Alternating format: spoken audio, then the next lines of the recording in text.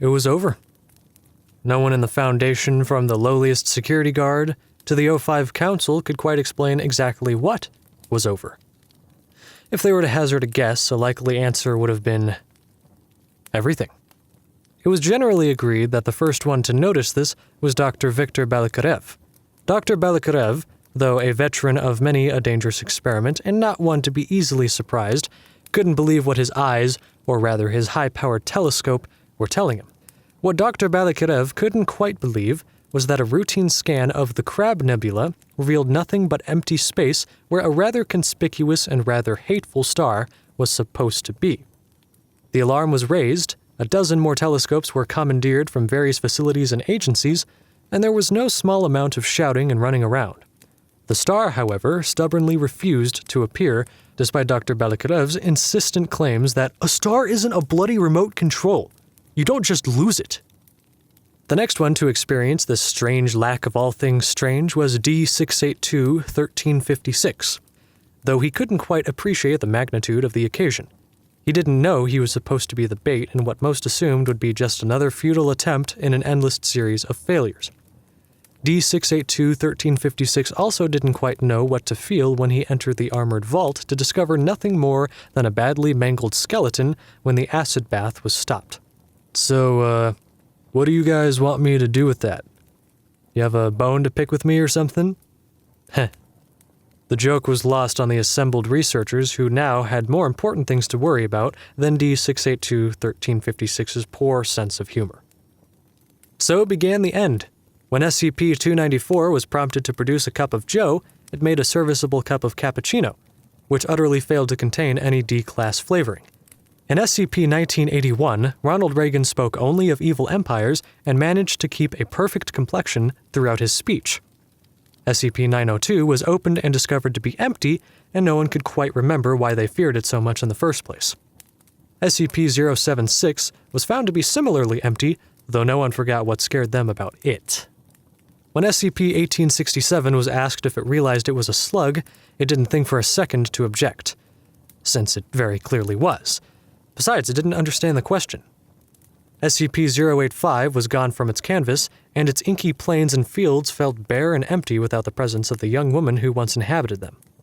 They found the clothes which once belonged to SCP-1440 near the top of Mount Everest. Next to them, a single word was written in the snow. Free. Around the world, the echoes of the end became seismic shocks, and no one was spared from their influence. The Church of the Broken God was wiped off the face of the earth. It isn't easy to maintain a working religious organization when all of your artifacts crumble to dust, and it's even more difficult to do so when half of those artifacts are inside of your head. Marshall, Carter, and Dark Limited, having lost most of their stock and shortly after most of their members, soon faded into obscurity. Their once busy clubhouse, a hub for all things mysterious and expensive, became a place for elderly gentlemen to read the Sunday paper in peace and doze in comfortable leather chairs. The Global Occult Coalition, after it became clear that the threats it was created to thwart were gone, was soon disbanded. The budget once dedicated to fighting the forces of the unknown was allocated to some of humanity's more mundane needs, such as the prevention of global warming and the development of more advanced nuclear weapons. No word was heard from Dr. Wondertainment for a long time. A year after the end, a new line of Dr. Wondertainment toys was released. While Dr. Wondertainment's Shooty Man's Vengeance was a perfectly decent game, it was clear his or her heart wasn't in it. When Foundation agents arrived at the current supposed location of the factory, they found nothing more than an ordinary canned vegetable factory. The capital F was clearly no longer needed.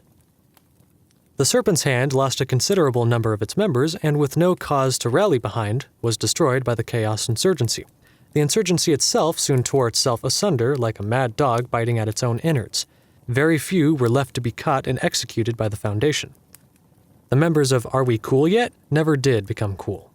Nobody was ever heard from again. The Unusual Incident Unit continued chasing flying saucers and reports of Bigfoot, this time entirely unrelated to SCP-1000. Its agents didn't really notice. The Foundation, as resilient as ever, was the last one standing. As the years passed, however, the reasons for its continued existence grew fewer and fewer. With all things anomalous gone, the Foundation had lost its purpose. Site after site was closed down, personnel were let go, or, in the case of the few remaining D-Class, terminated. Soon, only one part of the organization remained. It was the last meeting of the O5 Council.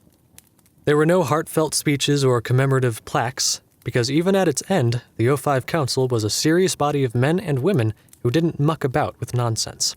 Instead, there were a few handshakes, a few quiet words, and mostly a whole lot of silence. Finally, one at a time, the former members began to leave until only 2 were left. "So that's it, I suppose," said O504, rolling a cigarette. Smoking wasn't allowed in the boardroom, but there was no one left to object. Is this it? Everything we worked for, all of our sacrifices, just worthless?" asked O511, staring glumly at the floor. "Now, I wouldn't say that. We kept the peace while we were needed, and we did so as best we could. We're simply not needed anymore." "Shouldn't I be happy? All of those terrible things we kept locked in are gone after all. Humanity is finally safe." "From everything but itself, yes." "Then why do I feel like some toy? Used and abused and then discarded when it's no longer useful?" "It's just the way things are. We were the jailers, the wardens holding back the storm. Now all of our prisoners are gone. There's no need for wardens in quiet days. Come on, let me buy you a drink." "Yeah, a drink would be nice. Or 10. Hey, I'm not made of money, you know." The 2 left, and the door closed behind them.